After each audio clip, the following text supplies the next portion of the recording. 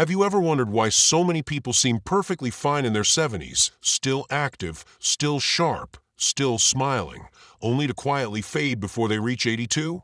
No big diagnosis, no dramatic event. Just a slow dimming of the light inside them. One day they're gardening, walking, laughing, and within a year or two they're gone. And no one really talks about why. It's easy to assume it must be heart disease, cancer, or just old age. But the truth is, there's something else, something much more silent and far more personal, playing a role.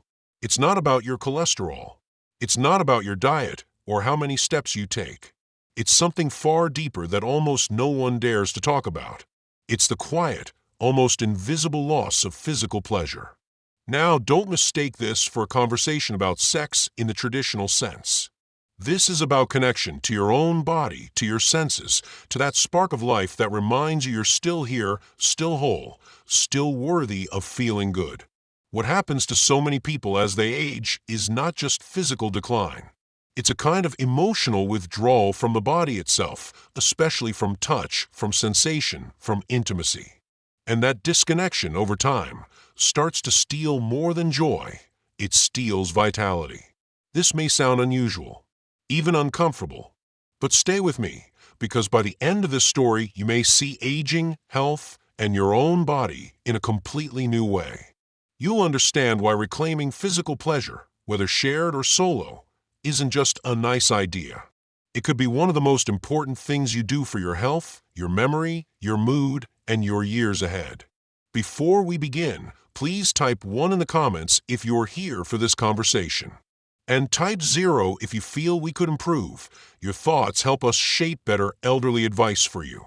Also, don't forget to subscribe and tap the bell so you never miss a message that just might change your future. Let's begin with something that's happening to seniors everywhere, and no one is warning them about it. 1. The silent epidemic among seniors, disconnection from physical pleasure. Have you ever noticed how some people seem to slowly shrink into themselves as they get older? Not physically necessarily, but emotionally, spiritually, energetically. It's like the colors of their life begin to fade, as if someone slowly turned the volume down on everything they once enjoyed. They're still here, still breathing, still going through the motions, but something essential has gone missing. What is it? For many seniors, the answer is something no one talks about: a deep disconnection from their own body, from touch, from physical pleasure. And it's more common than you think. Take Margaret, 74, who lives alone in a quiet suburb in Colorado. She still attends her church group, keeps up with her garden, and visits her grandchildren a few times a year. On the surface, everything looks okay. But inside, Margaret feels numb. Not depressed exactly, just detached. She told a friend over tea one day, "I feel like I stop existing in my own skin." That moment hit her friend hard, because it's something many older adults feel but never say out loud. You see, aging doesn't just bring wrinkles or aches. It brings silence, especially around the topic of physical pleasure. As the years go by, we stop talking about touch. We stop honoring it. And over time, many people stop seeking it altogether. Some do it out of grief, others because of shame, and many more because they simply believe the myth that physical pleasure is something you grow out of. But that belief is a lie, and a dangerous one. When you stop engaging with your own body, when you stop giving yourself the gift of pleasure, comfort, or even gentle self-touch, your health begins to slip in ways that seem invisible at first. Blood flow decreases. Hormonal balance drifts. The areas of your brain tied to joy and sensation begin to quiet down. You start sleeping less, feeling more anxious, less connected to others. Your energy fades, and you can't quite put your finger on why. It's not just about intimacy or sex. It's about aliveness. Your skin, your senses, your nervous system, they were designed to feel. And when that part of you is ignored for too long, it doesn't just dim your mood, it begins to weaken your resilience, your immunity, even your memory. I've watched it happen over and over again. Men and women who were once vibrant, expressive, full of spark, suddenly seem faded, not because of illness, but because they quietly abandoned a part of themselves that was keeping them alive all along. Pleasure is not a luxury. It's not inappropriate. It's not reserved for the young. It's a biological need, a source of vitality, and for many, one of the most powerful tools for living longer and stronger. And the good news? It's never too late to rediscover it. If any of this resonates with you, type the number 1 in the comments below to let us know you're still here, still listening, still walking this path with us. Now let's go even deeper, because what I'm about to share with you next may completely reshape the way you think about health and aging. 2. Why self-pleasure after 60 is critical for longevity. For most of our lives, we're taught to look outside ourselves for health. Eat this, avoid that, take these pills, do that exercise. And while many of those things matter, one of the most overlooked keys to vibrant aging has nothing to do with what you take, and everything to do with how you feel inside your own body. After 60, something subtle begins to shift. Circulation slows. Hormones decline. Nerves become less sensitive. Muscle mass drops. And your body, once so responsive, so alive, can start to feel unfamiliar. That change leads many seniors to simply give up on experiencing physical pleasure altogether. But what if I told you that choosing to reconnect with your body, even through something as private and personal as self-pleasure, could actually help reverse some of that decline? It might sound strange at first, maybe even uncomfortable, but biology doesn't lie. When an older adult engages in gentle, intentional stimulation, even without a partner, the body responds in remarkable ways. Blood flow increases, reaching the brain, the heart, and the lower body, nourishing tissues that would otherwise quietly weaken. Hormones like dopamine, oxytocin, and endorphins are released, helping to relieve pain, improve sleep, and elevate mood. Even testosterone can rise slightly, preserving muscle strength, bone health, and emotional resilience. And perhaps most stunningly, brain scans show that sexual pleasure activates multiple areas of the brain, including those tied to memory, decision-making, and creativity. It literally keeps the brain flexible, alive, and connected. This isn't just theory, it's something real seniors have lived and proven. Robert, a 78-year-old retired mechanic in Pennsylvania, had spent nearly a decade avoiding his body after his divorce. He felt awkward, ashamed, even guilty about the idea of touching himself. But he also felt flat. He wasn't sleeping. He forgot small things. He lost interest in daily routines. It wasn't until his younger sister, a retired nurse, gently encouraged him to try reconnecting with himself that he finally gave himself permission. He began slowly, without pressure, just breathing, relaxing, and rediscovering the parts of his body he'd ignored for years. And within weeks, something shifted. His sleep improved. His appetite returned. He started going for short walks again. Not because someone told him to, but because something inside had come back online. That's the hidden truth. Pleasure isn't just a feeling, it's a signal. A message from your body saying, I'm still here. I still matter. And when you begin listening to that message, your body responds, not just physically, but emotionally. You feel more present, more confident, more grounded. And with that comes the desire to take better care of yourself in other ways, too. Many people think it's too late to rediscover this part of themselves. But it's never too late. Your body may have changed, yes. It may need more time, more gentleness, more patience. But it still wants to feel. It still wants to live. If you're still with us, and this is opening your eyes to something you hadn't considered before, please comment too below. Let us know you're walking this path toward healing and reconnection. Because up next, we're going to talk about something that holds far too many seniors back from this transformation. The myths we've been told and believed for far too long. 3. The 3 myths that steal vitality from seniors. For many seniors, the desire to reconnect with their bodies and reclaim pleasure is there, quietly, deep down. But just as the spark begins to return, something else often steps in and puts out the flame before it can catch fire. Old beliefs. Misconceptions that were absorbed over decades. Whispers from childhood, culture, religion, or past relationships that silently planted the idea that pleasure, especially later in life, is somehow wrong. These myths are powerful not because they're true, but because they're repeated over and over, until we stop questioning them. The first and most common myth is this: I'm too old for that. It sounds harmless, almost like a joke. But it's not. It's a sentence wrapped in resignation. A quiet surrender to the idea that your body has passed its expiration date for joy, for intimacy, for aliveness.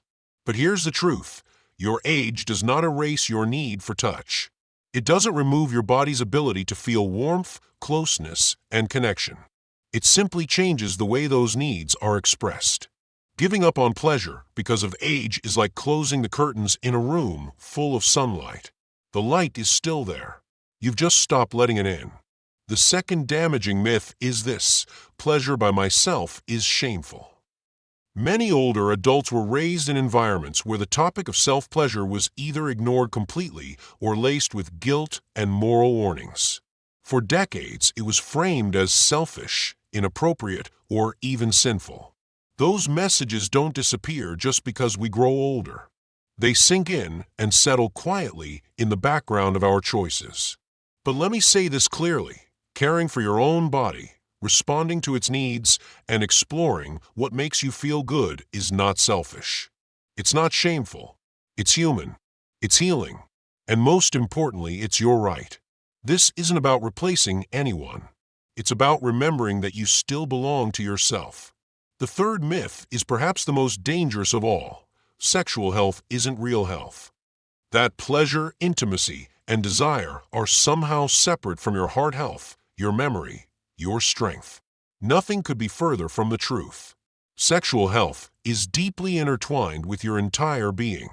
The same blood flow that supports arousal supports your brain and your bones. The same hormones released in pleasure are those that protect your sleep, reduce stress, and even fight inflammation. When you disconnect from one, you begin to slowly weaken the other. And when you reconnect, everything improves: your mood, your energy, even your will to live.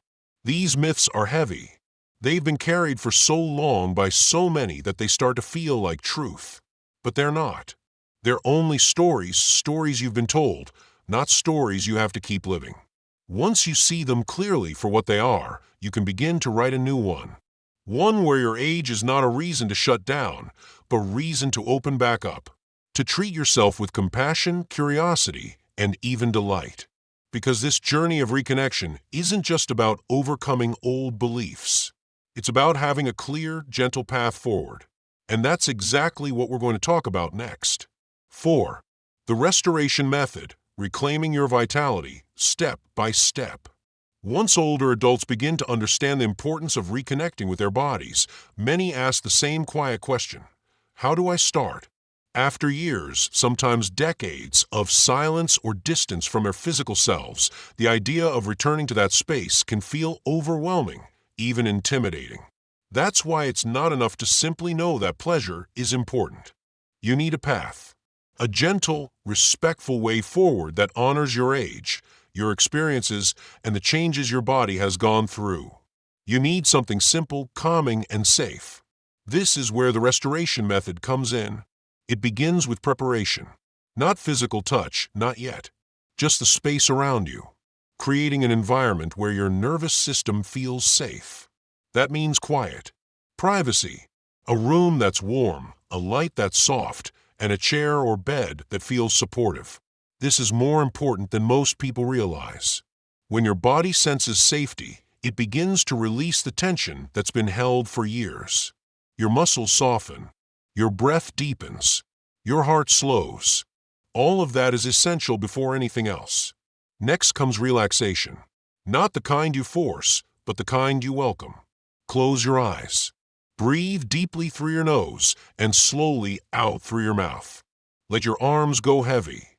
Let your shoulders drop. For many seniors, this alone is the first reconnection. Just breathing without rushing.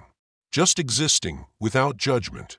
This is where your body starts to say, I remember this. I remember you. Then comes awakening. This is where you bring your hands to areas of your body you may have long ignored. Not with pressure or expectation, just gentle, curious contact. Your lower belly, your thighs, your chest, places that once felt familiar but may now feel foreign. That's okay. Let yourself be present. Even small tingles or emotional reactions are part of the awakening. The body is remembering. Your skin, your nerves, your mind, they are waking back up. After that comes focused stimulation. This part may vary depending on your comfort, your needs, and your past experiences. It's not about performance. It's not about reaching any kind of finish line. It's about feeling, sensation, following the pace of your own breath. The kind of touch that is slow, intentional, and full of patience. Let it unfold naturally. There is no right way. The goal isn't a climax. The goal is connection, presence, the sense that your body is not just a vessel, but a friend. Finally comes integration. This is perhaps the most beautiful step. When you pause, when you've touched and felt and breathed, and you simply rest. Place your hands gently over your heart or stomach. Whisper something kind to yourself. You're still here. You took time for yourself. That alone is healing. The restoration method isn't about recreating the past. It's about meeting yourself in the present, exactly as you are. With all your wisdom, with all your softness, with all the life you still have within you. Even one session of this kind of care can shift something inside you. You may notice you walk differently the next day, speak more gently, sleep more deeply, or simply feel less invisible in your own life. Because once your body feels seen and remembered, it begins to respond in ways that can't always be explained, but are always felt. Now, the truth is, even with the best methods, the journey isn't always easy. There are moments when doubt creeps in, when discouragement tries to take over. But knowing what to expect and how to move through it can make all the difference. Let's now talk about the challenges you may face on this path and how to stay steady when they appear. 5. Overcoming challenges, what to expect and how to succeed. Every meaningful journey, especially one that asks you to turn inward, comes with its own set of obstacles. Reconnecting with your body after years of silence is not a straight path. It is a tender, sometimes messy, often emotional process. And if you've already started or are considering it, you should know this. It's completely normal to feel uncertain. In fact, one of the most common challenges is unrealistic expectations. Many older adults quietly believe that if they do everything right, their body should feel exactly as it did decades ago. And when it doesn't, disappointment sets in. But your body has changed, not in failure, but in evolution. Sensation may be slower. Pleasure may take more time. But that doesn't make it less valuable. In fact, when you let go of the idea that you're supposed to feel like you used to, you make space for something even more powerful, the ability to feel fully in the present. Another challenge is inconsistency. Like any part of your health, your balance, your memory, your strength, reconnection needs routine. If you only give yourself time and care once a month, it's like watering a plant every time it starts to wilt. The results will be small and fragile. But when you give your body consistent attention, even just twice a week, you begin to build trust. You tell yourself, I matter. I haven't forgotten you. And that consistency allows your nervous system, your hormones, your muscles, and your emotions to come back into alignment. There's also performance pressure, though most people won't admit it out loud. The unspoken expectation that each moment of self-pleasure needs to lead to a climax, a result, a point. But the truth is that mindset can actually get in the way. It creates tension, it shifts focus, and it pulls you out of your body. The most nourishing moments are often the ones that don't end in fireworks, but in peace, in breath, in stillness, in the simple awareness that your body is still capable of responding, of softening, of feeling. And then there's shame, the quiet saboteur that lives in the background of so many seniors' lives. Maybe someone once told you that this kind of touch was inappropriate. Maybe you were raised in an environment where pleasure was hidden or forbidden. Or maybe you just internalized the belief that self-care of this kind is selfish. If those voices arise, don't push them down.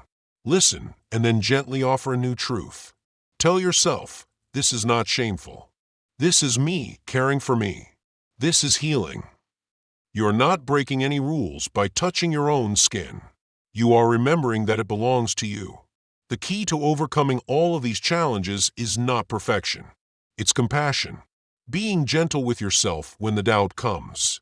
Being patient when progress is slow. And reminding yourself that this path isn't about performance, it's about presence. Every time you show up for yourself, you win. Every time you choose connection over neglect, you change your trajectory. And the more you keep going, the more you'll notice something unexpected. A shift in how you speak. A new calm in your breath. A lightness in your chest that wasn't there before. That's how healing begins, not in grand moments, but in small, repeated acts of care. And once you begin to feel that shift, you may be ready for something even deeper, a way to integrate this connection into your larger lifestyle, to let it become not just a ritual, but a foundation. And if any of these challenges have spoken to you, if you've ever felt discouraged, embarrassed, or confused, please type 5 in the comments below. You're not alone. And by speaking up, even silently through a number, you're letting others know they're not alone either.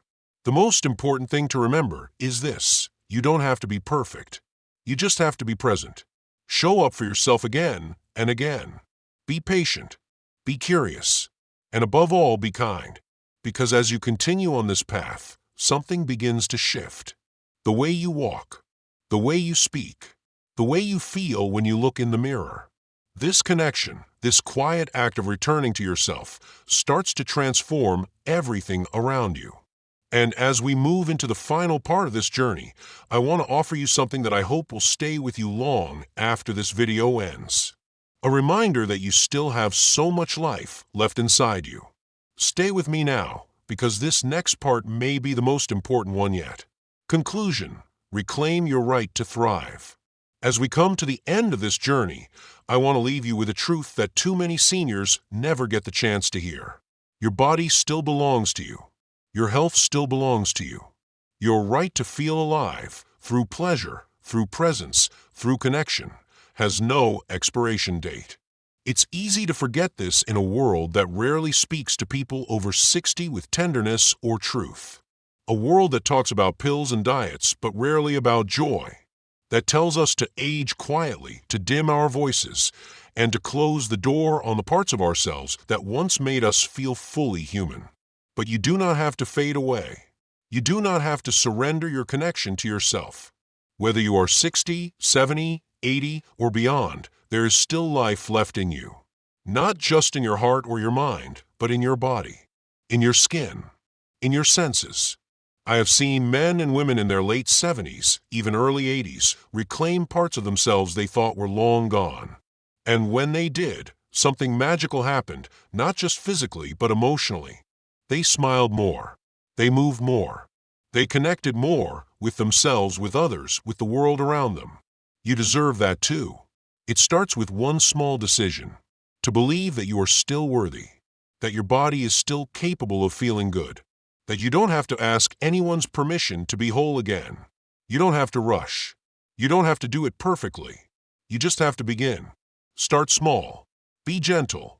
Create a space that feels safe, quiet, and yours. Let your hands rediscover your skin. Let your breath guide you. Let the feeling of aliveness return, slowly, softly, fully. Because this isn't just about pleasure. It's about presence. It's about dignity. It's about your right to thrive, not just survive, in the years you have left. So if this message resonated with you, if it gave you a new way to think about your body, your health, or your future, please type the number 6 in the comments. And if you haven't yet, hit that subscribe button and tap the bell so you don't miss more honest, empowering elderly advice designed for you. This is your life. This is your chapter. And it is still being written with strength, with softness, and with so much more life than you may have imagined. You are not too old. You are not too late. You are still here. And that means your story is far from over.